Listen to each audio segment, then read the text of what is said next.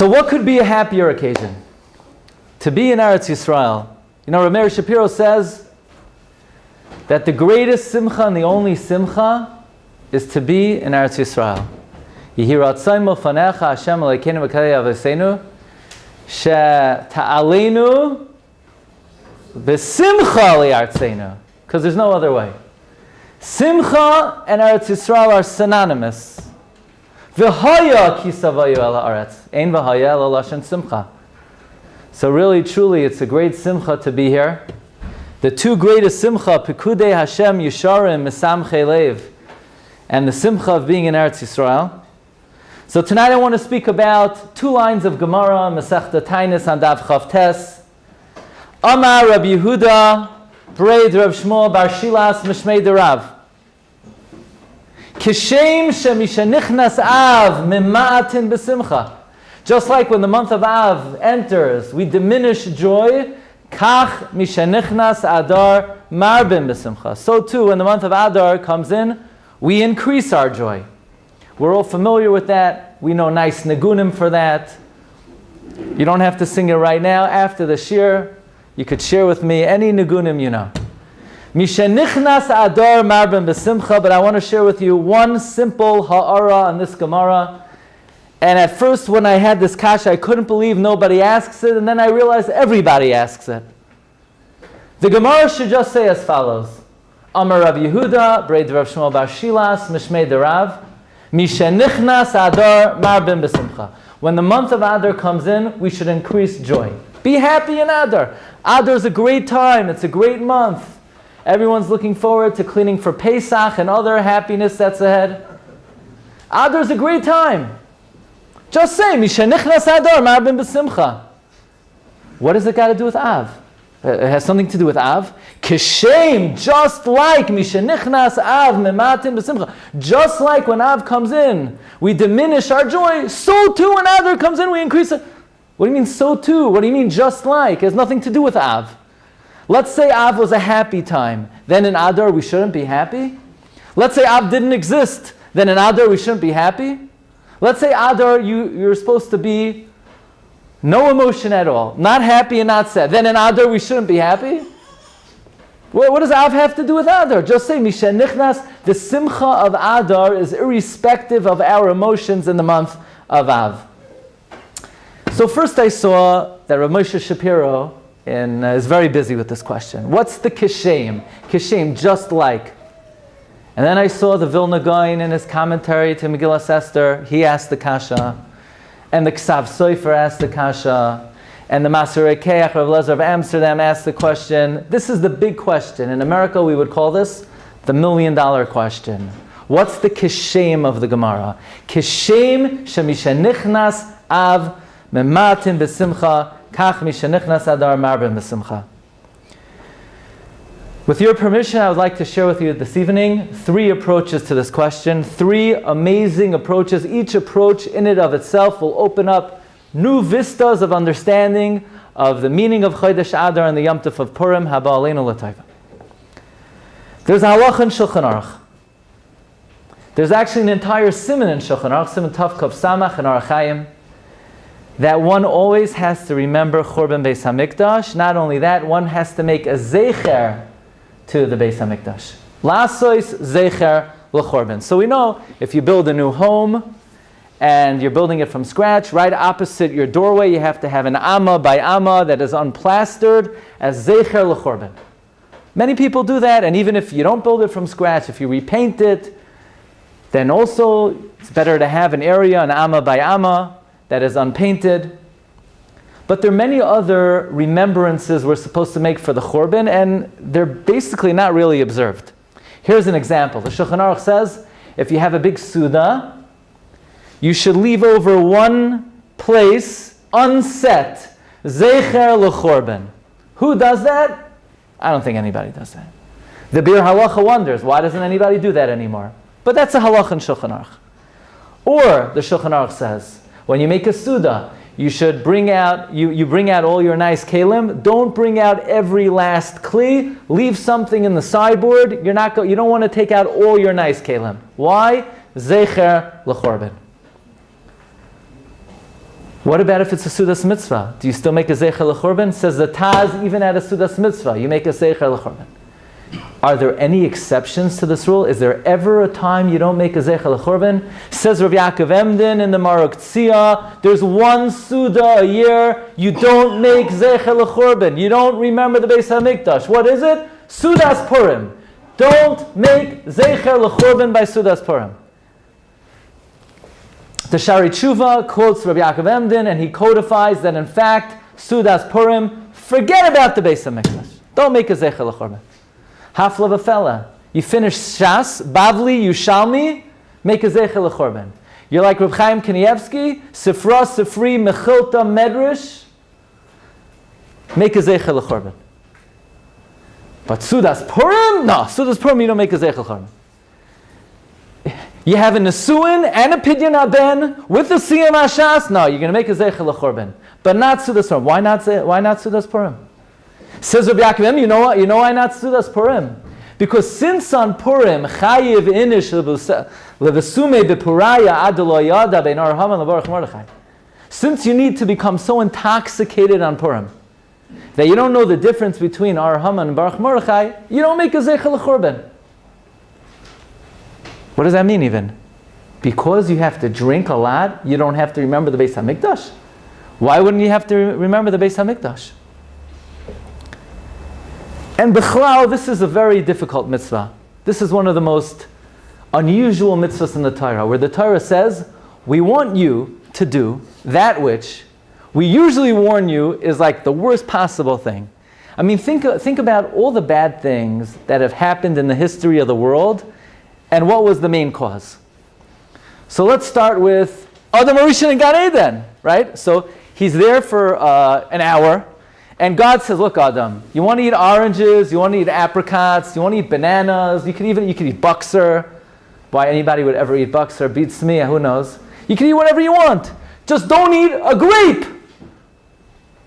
And Adam Rishon says, why not? I can never eat a grape. So it says, Avada, you could eat it. You could eat a grape in an hour. When Shabbos starts, you'll make Kiddush. But don't make early Kiddush. Don't have a Kiddush club, Adam Rishon.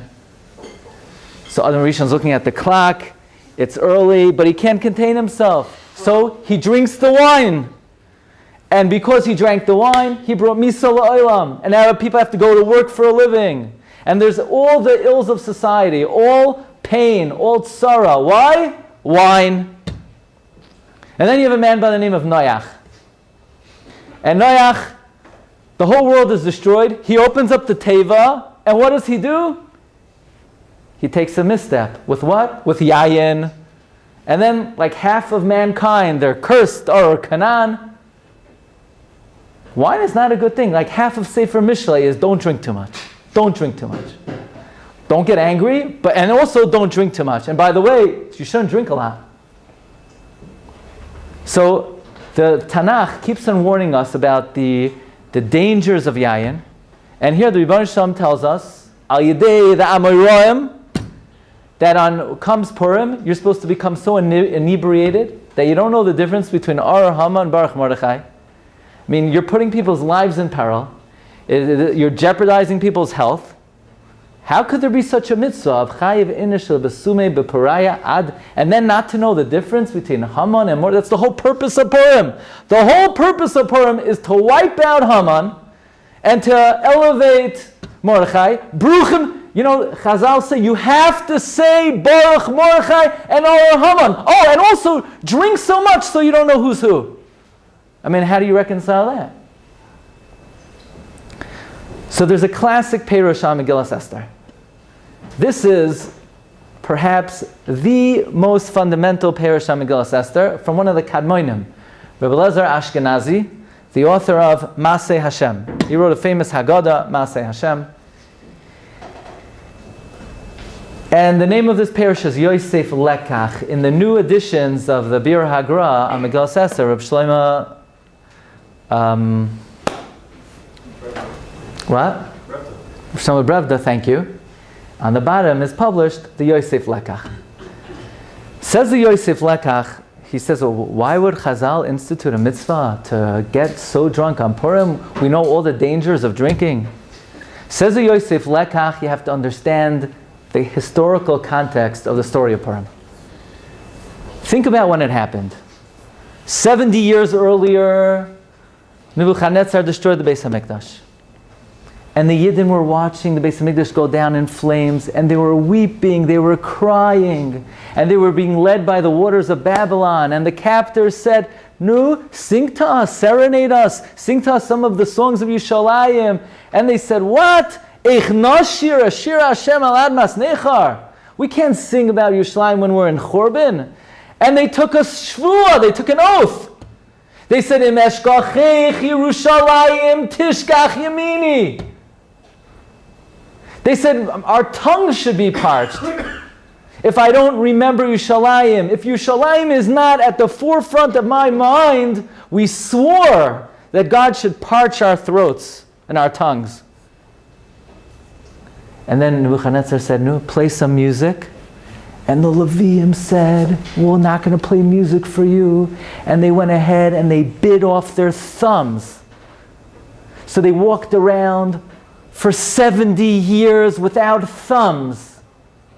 It's not easy not to have a thumb.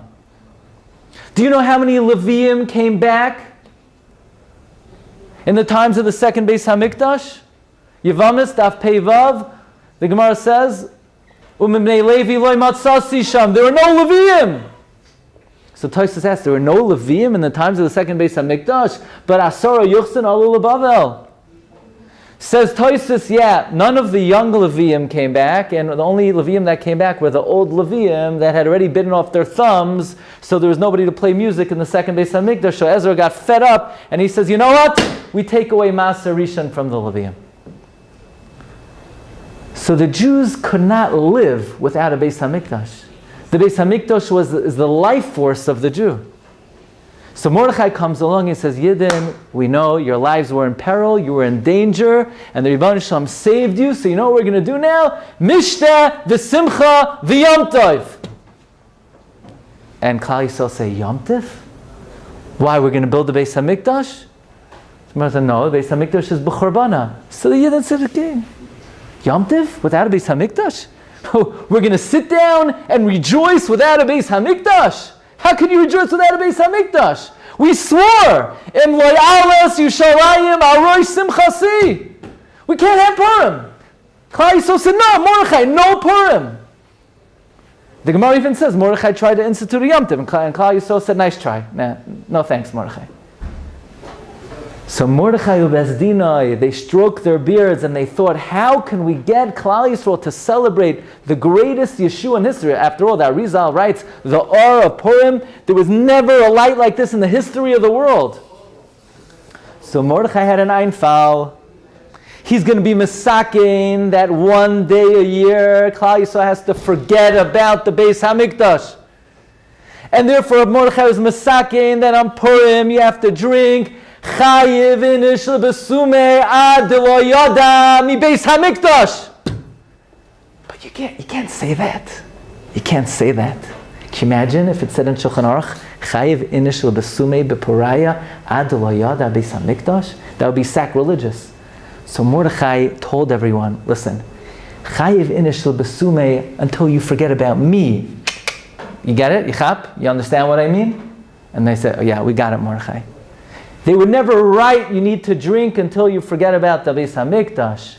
But that's why there's a mitzvah to drink, which I think would exempt many people from drinking Bisman Hazeh. The whole reason to drink is to forget about the Beis. Some people are on such a high madrega, they don't even need the yayin to forget about the Beis HaMikdash. So the whole tachlis of drinking on Purim is to be able to enjoy, one, to have temporary amnesia, to temporarily forget about the Beis HaMikdash, to enjoy the salvation of Purim. So now the psak of Rabbi Yaakov Emden is crystal clear. Says Rabbi Yaakov Emden, there's one day a year you don't make a zeicher l'chorban. When? Purim. Why? Says Rabbi Yaakov Emden, because chayiv inish lebesume b'pareh. What does one thing have to do with the other? It's obvious, it's pashat. The whole purpose of Purim is to forget for one day a year about the great destruction of the Beis HaMikdash, to put it aside, to block it out of your mind. Yes, we swore, but we're not going to think about that today. Today we need to just celebrate the fact that in the Galus, HaKadosh Baruch Hu saved us and protected us. So if there's one day a year we don't remember Beis HaMikdash, it's Purim. Maybe it just hit me, B'schus Harabim, B'schus being in Yerushalayim Yer HaKodesh. We don't add kroivitz on Purim to the bracha of Esemach David Avdecha Mehera Satzmiach. And this is a big kasha. And this is addressed by Reb Pinchas Karatzer, but maybe the answer is because we're not going to be moisef to the bracha of Esemach. We want to draw as little attention to the Beis HaMikdash on Purim as possible. The whole purpose of the Yom Tif of Purim is to forget about it. You're going to add to the bracha of Esemach David? No, that bracha, let's get through it quickly. According to this amazing approach of the Yosef Lekach, the Gemara reads Kaftar V'Ferach. Just like in the month of Av, we're mamayit b'simcha because we have to think about the Beis HaMikdash. It has to be in the forefront of our mind. It has to be the center of our attention. We have to mourn it. We have to think about it. Chayiv Adam lios, chayiv Yirei Shamayim lios, Yorei u'meitzar v'doyeg achorim Beis HaMikdash. So in the exact polar opposite of the month of Av, kishem that in the month of Av, it's designated to mourn the Beis HaMikdash, Mishanichnas Adar Marben Besimcha, because this month we have to forget about the Churban Beis HaMikdash. It's Zelu Umazeh. Adar is Keneged Av. Av, we focus on it. We don't let it out of our minds. We're not Mesiach Das from the Avelos. Adar, yes, we are Mesiach Das from the Avelos. That's the whole tachlis of the Yom Tov of Purim. Hashem allows us just 1 month a year to say, yes, it's very dear to us, but in order to fully appreciate the salvation, we have to be Mesiach Das just a little bit from the Beis HaMikdash. That is approach number 1. Approach number 2. The Medrash says in Esther Rabbah that after the salvation of Purim, Mordechai did something very unusual. Mordechai, Yatzoloi Moinitin Ba'olam. He minted coins. One side of the coin was a picture of Mordechai. Then the other side of the coin was a picture of Esther. Does that make any sense that Mordechai was minting coins? I mean, if you heard, how's Reb Chaim Kanievsky doing? Oh, Reb Chaim soll gesund sein. Now look covered the new, what's the tzedakah over there? Kupat Ha'ir. They're minting coins with Reb Chaim Kanievsky, and the government has allowed a new coin, Reb Chaim on one side, and Rebbetzin Kanievsky on the other side, and Reb Chaim endorses this coin. So why would Reb Chaim Kanievsky mint coins? He's not interested in that. That's the furthest thing from his mind. It would be of complete inconsequential to Reb Chaim to have a coin with his image on it. So what's Mordechai doing minting coins? This is the kasha of Rabbi Yonasan Eibeshitz, and also the Nachlas David. Nachlas David, Reb David Tevel, Talmud of Reb Chaim Volozhiner. He addresses this question in his Drashas Beis David. He says as follows, the Rambam says, there are 3 mitzvahs that Klal Yisrael are chayiv in upon entry into Eretz Yisrael. Mitzvah number 1, you have to appoint a king. You have to make a melech. Mitzvah number 2, you need to destroy Amalek. Mitzvah number 3, you need to build the Beis HaMikdash. You got it? King, destroy Amalek, build the Beis HaMikdash. In order to destroy Amalek, you need to be a melech. In order to build the Beis HaMikdash, you need to destroy Amalek. If you can't destroy Amalek unless you're a melech. So in times of the first Beis HaMikdash, David came, he wiped out Amalek pretty significantly. He's a melech.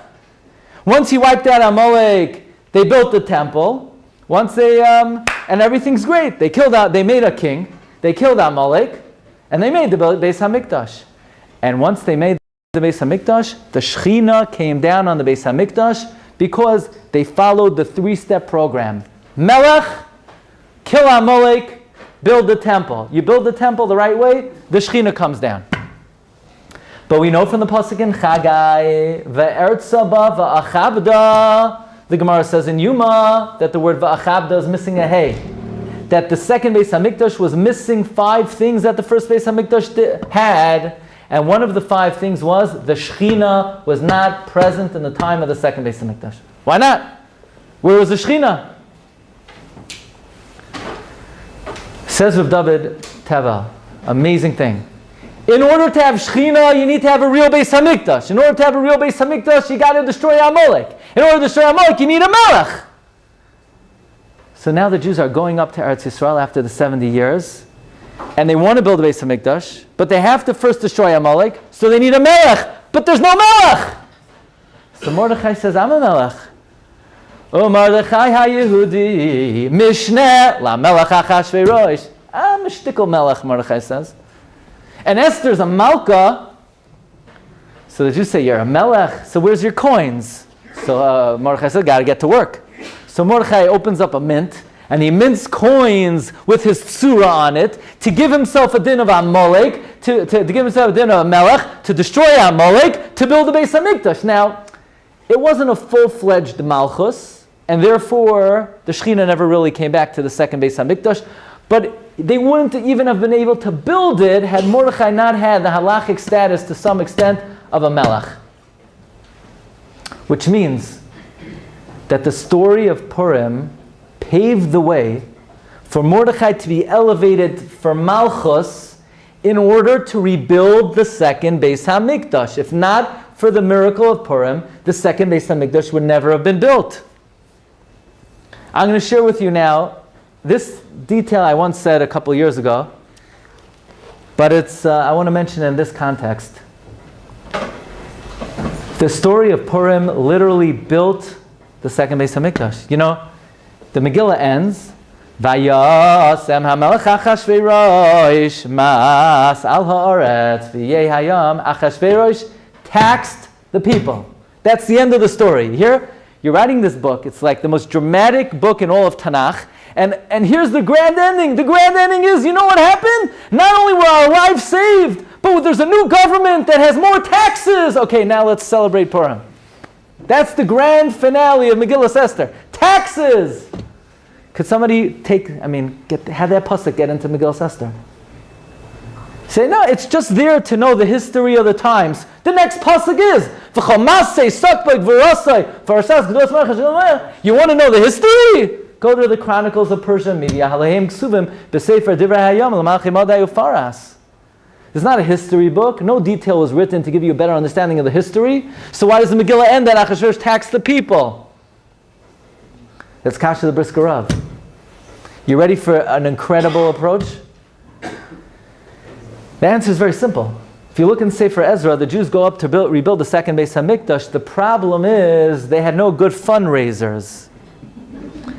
You know, if you have a chashva kaila, everybody knows that making a real good a pitch for fundraising, it's a hele gezach. It's like dvarim ha'imdim berumay shalaylam. You know the story? There was a plane, and it was experiencing a lot of turbulence, and people were getting really nervous. People are holding down. You know, the oxygen's coming down, and the pilot announces, "Look, I think we could handle this, but it's a little bit of a very dangerous situation. If there are any religious leaders on the flight, now's the time to do something religious."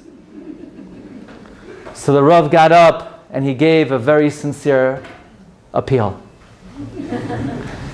So it's a very who raised the money for the second Beis HaMikdash?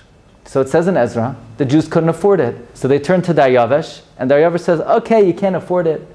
Says he opens up the royal treasury, and he took all the tax money, and he gave it to the Yidden to rebuild the second temple. Where did he get all the tax money from? Where did Daryavesh get all this tax money from? Vayasem hamelech Achashverosh mas al haaretz v'yeh hayam. He got it from Papa. He got it from his father. So the Megillah ends off, by the way, not only did God save the Jews, but Achashverosh is now raising money to rebuild the second Beis HaMikdash. So think about how the Purim story has come full circle. The story begins that Achashverosh is celebrating that the Beis HaMikdash has been destroyed for 70 years and will never ever be rebuilt. And by the end of the story, Achashverosh has become the chief fundraiser for the second Beis HaMikdash. So what did Purim lead to directly? Binyan Bayis Sheni. It made Mordechai the king. It gave him the halachic status to destroy Amalek, to be able to build the second Beis Hamikdash. It raised the money for the second Beis Hamikdash. Kishem shemishenichnas av mimatin besimcha. Just like when the month of Av comes in, we diminish joy because we commemorate mourning for the Beis Hamikdash. When the month of Adar comes in, we celebrate the ingredients needed to rebuild the second Beis Hamikdash. If Av is the month of destruction of the Beis Hamikdash, Adar is the month of building the second Beis Hamikdash. So you say, but we don't have the second Beis Hamikdash. Says the Navi Yecheskel,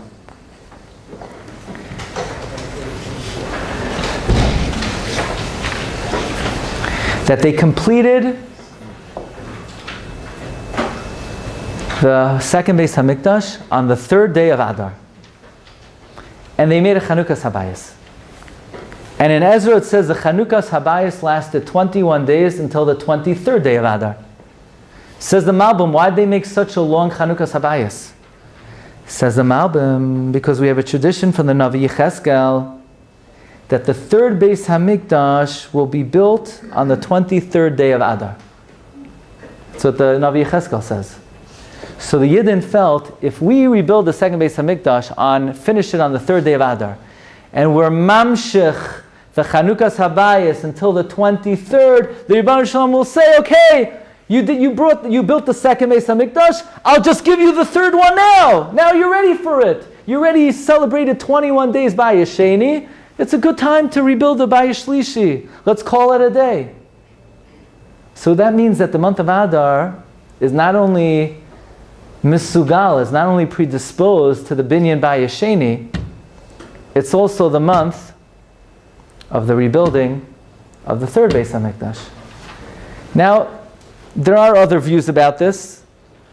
The Maser Rekeach is quoted by Chassam Sofer. The Kaf HaChaim brings down that we have a tradition, third Beis Hamikdash will be built on Pesach, and then the final 7 days of Nisan are reserved for the Chanukah of the third Beis Hamikdash. But this is what the Malbim writes, that the Navi Yecheskel says, the third Beis Hamikdash will come down min hashamayim on the 23rd day of Adar. So now the Gemara reads beautifully again. Kishem shemishenichnas av mimatin besimcha. Just like when the month of Av comes in, we diminish our joy because we mourn the destruction of Bayis Rishon and Bayis Sheni. So too, when the month of Adar comes in, we're marbe besimcha because in this month we anticipate the rebuilding of the third Beis Hamikdash, sheyiboneh b'mheira v'yamin. And now we're ready for the grand finale.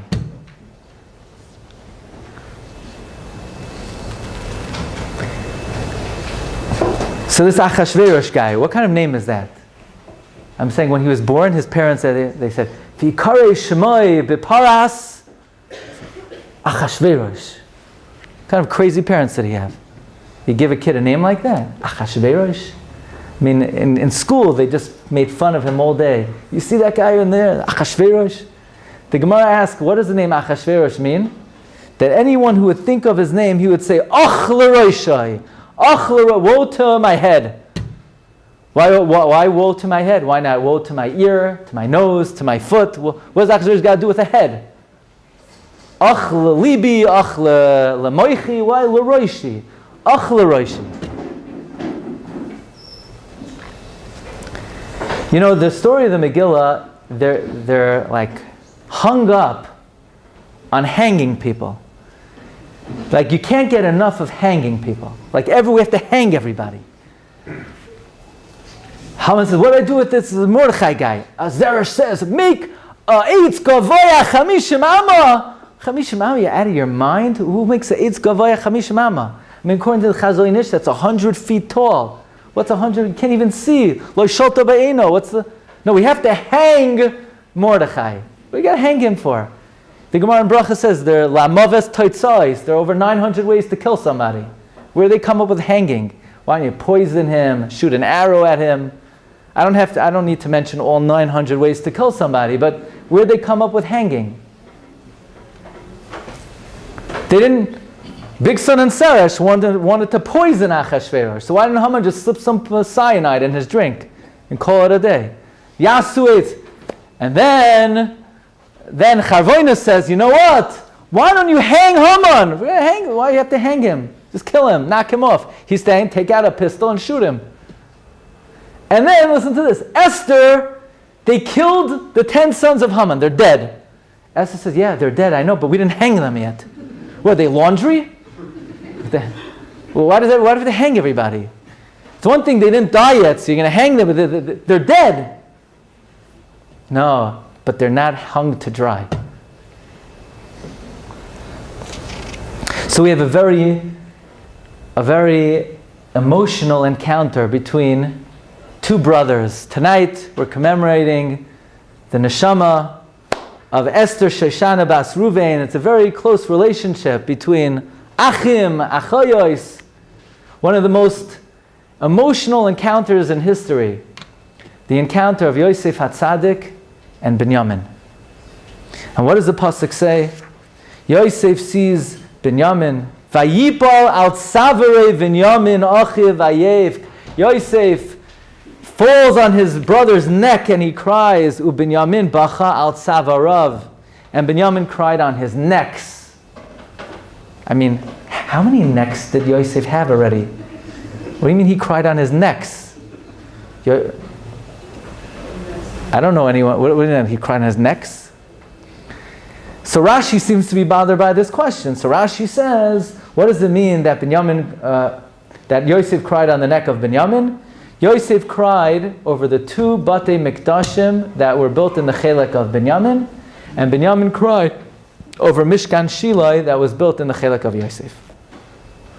Apparently, Rashi's identifying that what part of the body represents the Beis HaMikdash? The neck.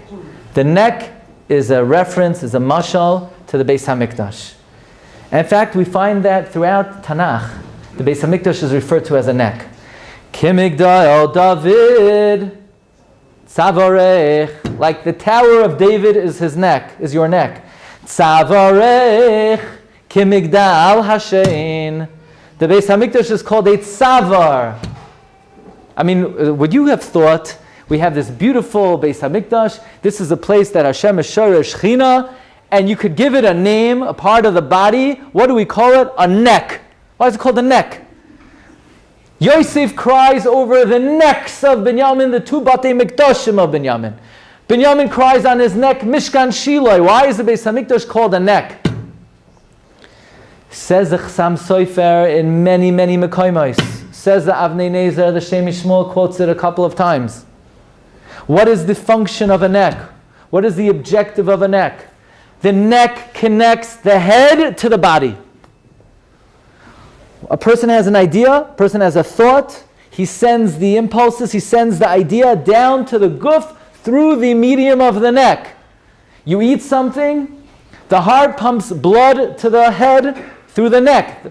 The oxygen goes up to the head through the neck.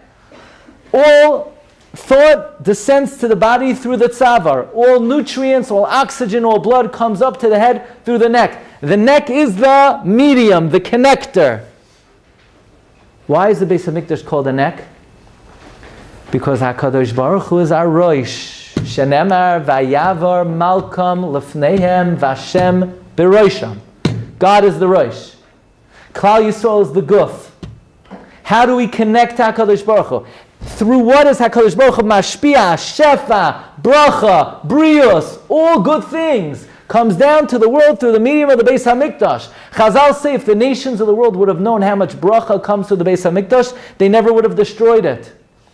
And all of our tefillos, whether you're in the 5 towns, whether you're in Borough Park, even Williamsburg, even there, the tefillos come up through the Makom HaMikdash, the Shar HaShamayim. All Avodah goes up through the Beis HaMikdash. All Shefa comes down through the Beis HaMikdash. Ad Hayoim. The Beis HaMikdash is the neck, that Savar, that connects the Rosh to the Guf. And the nations of the world also have a neck. Every nation in the world has a Sar.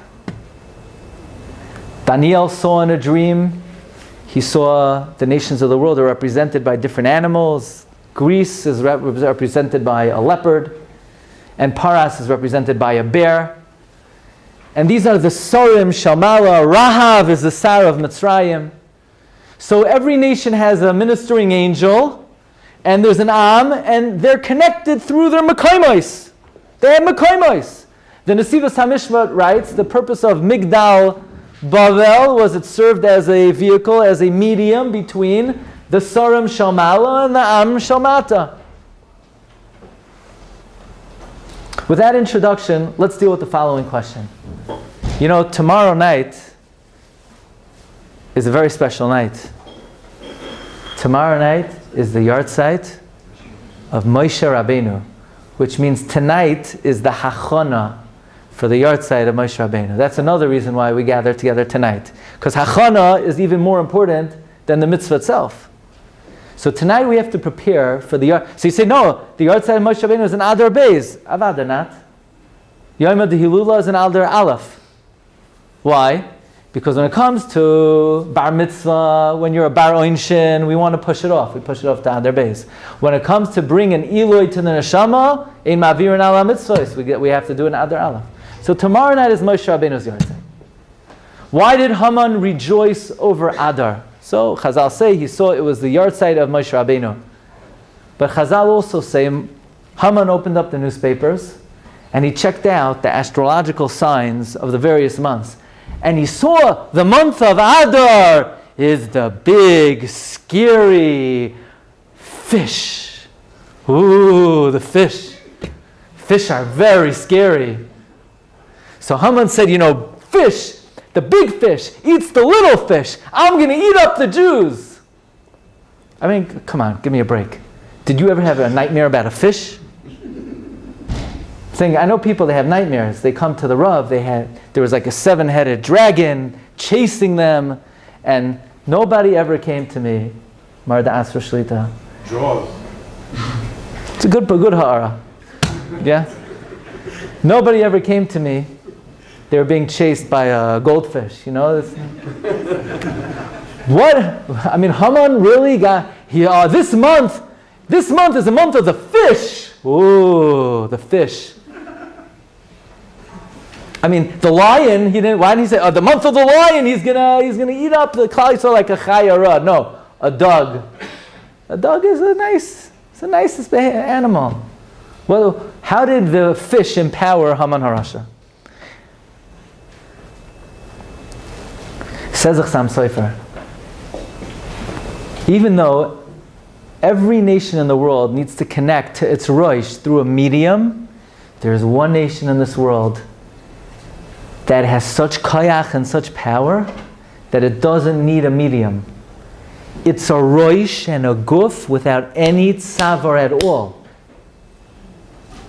That it and its sar are mechubar kechaticha achas without any memutza, and that is Amalek, Haman, Esav.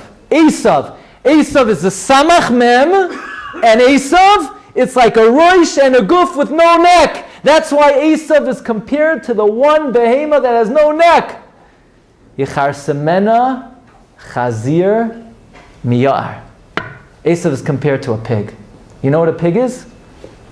You know, they have these games. You have 3 parts. Head, neck, body. Take out the neck, put a head on a body. That's a pig. A pig has no tzavar. There's no tzavar on a pig. Says the Chassam Sofer, the reason why Esav is compared to a pig is because Esav is so full of tumah. Esav is the embodiment of tumah. Esav is the nachash. Nachash is a roish and a guf with no tzavar.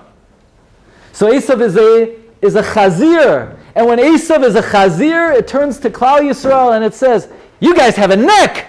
I'm going to take your neck and I'm going to cut it off. I'm going to sever it because I don't even need a neck.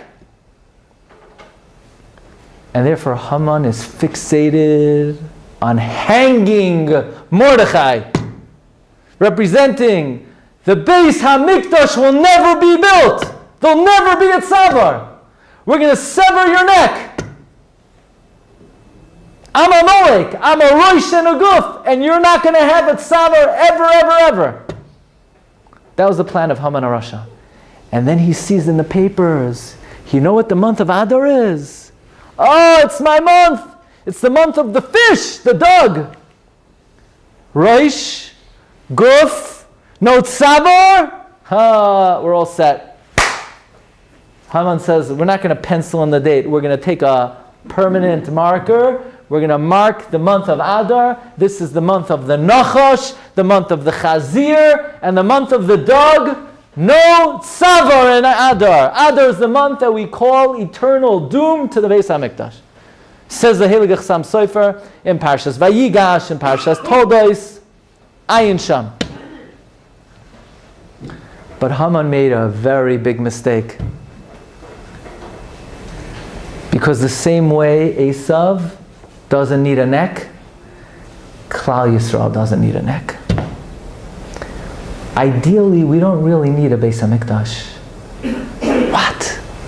That's what we brought in a guy from 5 towns to Yerushalayim, and we don't really need a Beis HaMikdash? Says the Sfarnai, before the Chet HaEgel, the pasuk says, B'chol makom asher avoi elecha, B'chol makom asher azkir es shemi, avoi elecha ubeirachticha. The original plan was not to have a Beis HaMikdash. What do you need a Beis HaMikdash for? V'shachanti b'seicham. Ha'avois hein heim hamerkava. Avram was a merkava. The Shekhinah rested on Abraham, rested on Yitzchak, rested on Yaakov, and should have rested on me and you. And you know what else the Sfarno says? Originally, Hashem was not going to tell us to eat only kosher food. Parsha Shmini comes after the Chet HaEgel, Sfarno writes. Why? Because if not for the Chet HaEgel, we would have been on such a high madrega, we would not have needed the assistance of kosher food to bring down onto our guf hashras hashchina. But then Klal Yisrael sinned by it with the Egel. And Moshe Rabbeinu and Hashem said, okay, it's been nice knowing you. Adios amigos, tzeichem l'shalom, have a great day. I go my way, you go your. Klal Yisrael, we're going to be lost. No problem, says God. Hine anochi shalech malach. You don't need me, I'm going to send a malach. I'll go up to the Shamayim, the 7th Rakia, and you guys, you wander in the desert with my malach. Klal Yisrael said, "Mein panecha hochem al talenu mizeh." Ribbon Shalom. If you're not with us, we're not going anywhere. So Moshe davened, and he davened, and he davened, and Hashem said, "Okay, salachti kidvarecha." So Klal Yisrael said, "No, are you coming back to us? You're going to rest on us?" Hashem said, "No, no, thanks. I'm going to stay in a hotel. I can't stay in your house." What's the hotel? Make a mishkan. Through the mishkan, I'll rest on you. And you know what else? You're not holy enough anymore that I could just rest in your presence. You have to eat only badats or kosher food. Whatever hechsher you give, I'm not getting it. That's the last thing I'm getting into over here. Says the Sfarno, the inyan of the mikdash and the inyan of machalos tahiros is only because of the Chet HaEgel. It's a chiddush nifla. Chassam Sofer quotes this in many, many places. He doesn't quote the Sfarno by name. He says this idea, that the ideal madrega of Klal Yisrael is that Klal Yisrael themselves will be the Beis HaMikdash. That's the madrega of La'asid Lavai. You know what madrega that's called? That's madrega of the dog. The dog is the symbol of the madrega of Klal Yisrael, not needing a Beis HaMikdash. Rosham v'gufam b'chativa achas. The fish is the symbol of Klal Yisrael b'yemais HaMashiach. Says the Sefer Shvila Pinchas, maybe that's why the Magen Avram says, by every Suda of Shabbos, you eat dogim. Shabbos is Me'in Olam Haba. Shabbos is the Beis HaMikdash. We don't need a mak. So Chassam Sofer says, yeah, but what's going to happen to the mitzvah of building the Beis HaMikdash? We only need it as a makom hakravas karbonos, but we won't need it as a place of hashras hashchina. And Lekavod the Rosh Kolah, he said, I have to hear Salam the Shazach. It could be, the Ramban says the reason, what's the purpose of the Beis HaMikdash? It's a Makom Hashras HaShechina. The Rambam doesn't say that. The Rambam says the purpose of the Beis HaMikdash is Makom Avoida. He says that in the Sefer HaMitzvos, he says in the Yad HaChazaka, the purpose, the Tachlis of the Mikdash, it's a Makom Avoida. Why doesn't the Rambam say like the Ramban? The purpose of the Mikdash, it's a Makom Hashras HaShechina. Because the Rambam holds you can only count mitzvahs that will be for all time.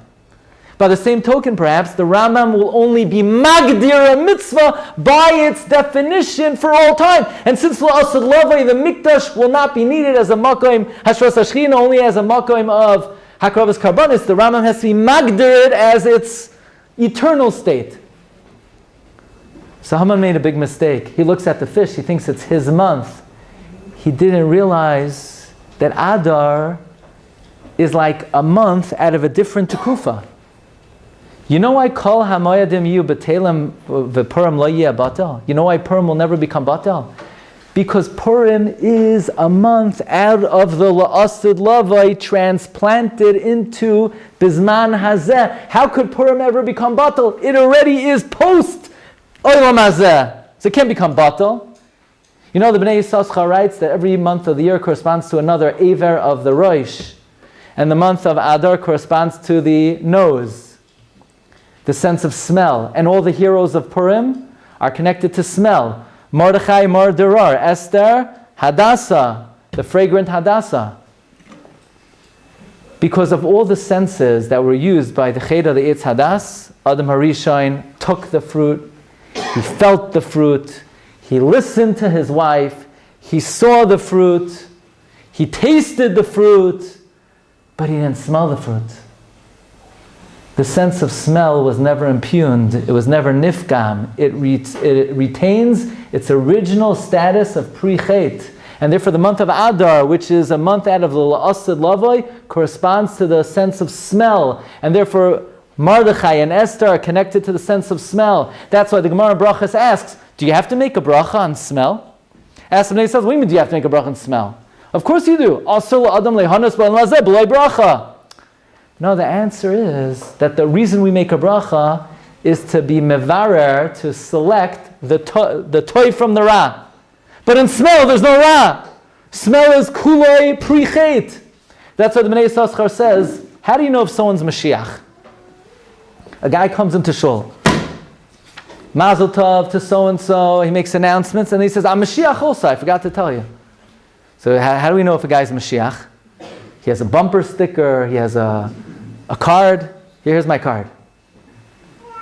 So the Gemara says in Sanhedrin, V'harichoi b'yiras Hashem. If he could whiff out a case, if he could smell a court case, he doesn't have a raya brew, he could smell it out, he's Mashiach. Why? Because the sense of smell is the sense that was never impugned by the Ched of the Eitz Hadas.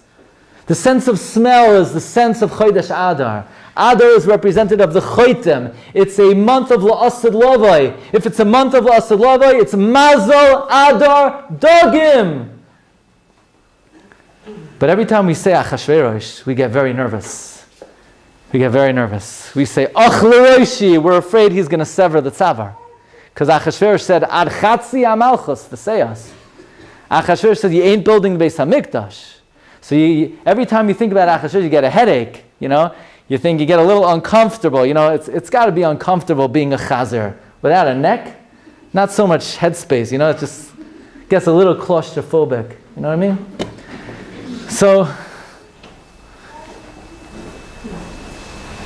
So then, after the tables are turned, Mordechai says to Esther, now we're going to take the chazer and we're going to hang him. Could it be, the Or Chaim HaKadosh famously says, L'Asid Lavei, the chazer will become tahar again. That's the lashon of chazir. It's asid lahachzir leheteroi. Yeah, but wait, but it doesn't chew its cud. Yeah, it doesn't chew its cud because it doesn't have a neck. But L'Asid Lavei, Esav, the Samach Mem, and the Am will become separate from each other. And will have a neck. Mamela will chew its cud. And perhaps that's the mechanism that the Rebbeinu Shalom will use. The month of Adar is the month of the dog. It represents the ideal state of Klal Yisrael. That we only need a Beis HaMikdash as a Makom Avoida.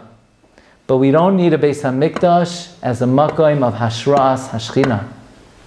The month of Adar, we have a shemetz, a little taste, a little feel of what it could be like to connect to HaKadosh Baruch Hu without the tzavar, where the Rebbeinu Shalom is v'nosati mishkani b'soichechem, that the Rebbeinu Shalom rests on v'shachanti b'soicham.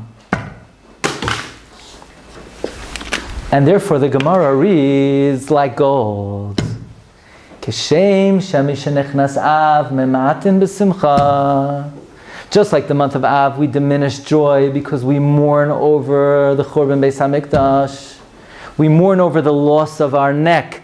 We mourn over the loss of our memutza beinenu levein avinu shebashamayim. Mishanichnas Adar marbim b'simcha, because we could almost feel the closeness to HaKadosh Baruch Hu of what life will be like without even the need to have a Beis HaMikdash. It's the month of the dog. It's the month of connecting to HaKadosh Baruch Hu even without the memutza. Mazel Adar Dagim. Kol hayamim tovim asidim libatel. Chas v'shalom. Not even one ois of the Torah will become batal. But it means its significance will become batal. But the month of Adar, the Yom Tov of Purim, Einon Asidin Libatel La'olam. So we have three ways of reading the Gemara. Just like in the month of Av, we're Mamayit B'Simcha, the month of Adar, the Rebbeinu Shalom says, okay, 1 month a year, you could forget about the Churban Beis HaMikdash in order to properly celebrate this great salvation. Another pshat, just like in the month of Av, we commemorate destruction. In the month of Adar, we celebrate the month that paved the way for the building of the second Beis HaMikdash. It was the day the second Beis HaMikdash was complete. It's the month predisposed for the Chanukah of the third Beis HaMikdash Sheyibane. And finally, just like in the month of Av, we celebrate the destruction of Tzavarenu. The month of Adar, the month of the dog, we're able to be besimcha, thinking, feeling, yearning, being in touch with that great future opportunity of v'nosati mishkani b'soichechem. May we be zoiche to all the different perushim of this Gemara. May we be zoiche to see the binyan Beis HaMikdash sheyibane b'mher v'yameinu. We should have back a makam avoida, a makam hashras hashchina, and the Rebbeinu Shalom should elevate all of us to the madrega of mamleches kohanim v'goy kadosh, that we should be zoiche to the great deveikus HaKadosh Baruch Hu of v'nosati mishkani b'soichechem. Thank you so much for coming. Bracha v'hatzlacha. Afrei l'chen Adar and afrei l'chen Purim haba aleinu l'toiva.